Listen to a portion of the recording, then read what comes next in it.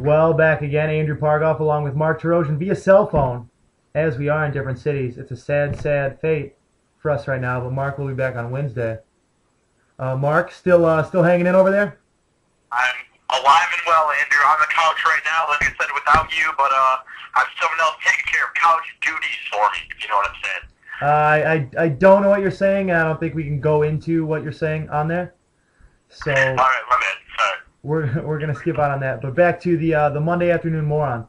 As I was discussing, the Lions pulled out an incredible victory last night, brings them to 2-8, which means they win out the rest of their games, and they could be that last wild card team. So see how that plays out. But as I was saying, Stafford was literally crushed after running about 35 seconds of playtime off the clock on that last play, scrambling. His legs almost gave out. He threw the pass and then was just crushed by one of Cleveland's linemen. I'm not sure of his name, but he in excess of 320 pounds. Stafford was crushed, fell on his left side, and so the Lions, not having a timeout, decided to put Dante Culpepper, the backup quarterback, in as they had no other choice. And Eric Mangini, the Man Genius, which is probably the most misused nickname in all of sports, decides to call a timeout as he's not prepared for Dante Culpepper to be in the game, giving Stafford a chance to fight off Soul and get back in the game and come back in and throw the game-winning touchdown. My Monday afternoon moron is Eric Mangini. I think that's a legitimate pick. I don't know if Stafford is really coming along that good, or if the Browns' defense is just that bad, like we've been saying. But this Eric Mangini guy, he needs to go. But anyways, beyond that, I'm calling out a local resident for my Monday afternoon moron. My Monday afternoon moron is the one and only Kevin Naylor. Are you familiar with him? Yes, I know Kevin. I've spoken to him a few times recently, actually. A big fan of the show, and I elect him my moron for dating that broad Samantha Mills. Wow. So I'm calling her out as well. Wow. I know she's an avid fan of the show. Is there a reason why you're so aggressive and angry today? No, I am, once again, I'm always on Facebook, always checking out, and it's always girls, people, they're always IMing me on Facebook. Oh, of course, yeah, you're so popular. And the one thing I tend to notice is her bashing Michigan and whatnot. Not only is Samantha Mills a student at Michigan State University, which is a complete joke, because hell, I'd rather go to Ferret State with a bunch of dudes than go to Michigan State. But she's also an Ohio State Buckeyes fan. Now, I don't know if her mother, wonderful former employee of 104.3 with my man Dick Curtin, but I wonder if she handed down those beans, or Samantha Mills is just that ignorant and that big of an idiot to realize that her two favorite teams are Ohio State and Michigan State. So Mills, you're on blast. Naylor, please break up with her. There's always some great fine candidates on the Craigslist.com. Just hit the erotic tab right there. You could probably buy a better girlfriend than her. So that's my moron. I don't really know what to say to that. We don't have a disclaimer or anything that comes up on the screen before the show, but the views expressed by either panelist are not shared between both. So what comes out of Mark's mouth is Mark's brainchild, not mine. So don't shoot the messenger. I'm just the one with the computer. But I do find that odd that some people tend to turn into Ohio State fans towards the end of the year. Maybe because they play Michigan. I'm not sure. I think Michigan State would, if Michigan State went 1-10 and they beat Michigan, they could lose out the rest of the year and be completely happy with that. They still think they're the best team in the land, so. No, yes, that's true. I do remember when I was in East Lansing for the Central Michigan State game. Not sure how that game ended up. It was real early. I think it was a noon start. I was still a little groggy. I don't really recall the final score, that or anything.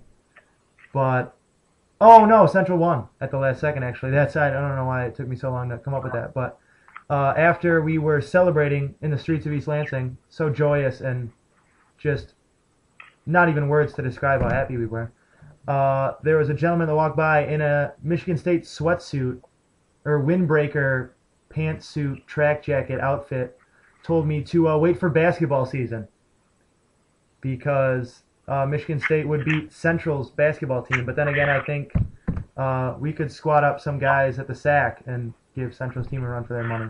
But it just shows you the class of some of the fine people in East Lansing. Is what I'm trying to say. I just don't really get that guy's argument. I mean, it's football. They're the Big Ten. They have one of the best recruiting classes. I believe top 15 of the country coming in, and they can't beat the teams in the MAC who, I mean, Central, granted, they're a pretty good team, but a team like Michigan State in your home city, you should be beating on teams from lower, I guess, skill conferences. And so I guess that guy could be our moron too, or anyone that goes to Michigan State in general. You're a complete idiot. So. I mean, it's not even like you can argue that. That's like the vampires and sunlight thing. That's just science, really. The new moon? Actually, I did. I saw it after we got done filming. That when I told you I was going to bed that night, I actually snuck out, took a taxi up there because I didn't want to walk. It's a pretty decent sized trip to the movie theater, but I took a taxi up there, and I've been home since Friday afternoon. I saw it on Saturday and yesterday in the morning, so I've seen it 3 times now. It's gotten better every time, and just loving to see the werewolf with his shirt off, really. What now, the werewolf with the shirt off, that's Taylor Swift, I believe?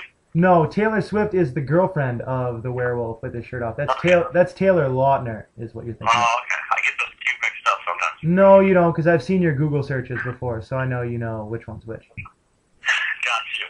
But anyways, that boy is pretty jacked, and I was in between, me and a lovely friend, we went and saw a movie this weekend, Saturday night. The Blind Side, I believe. Was it The Blind Side?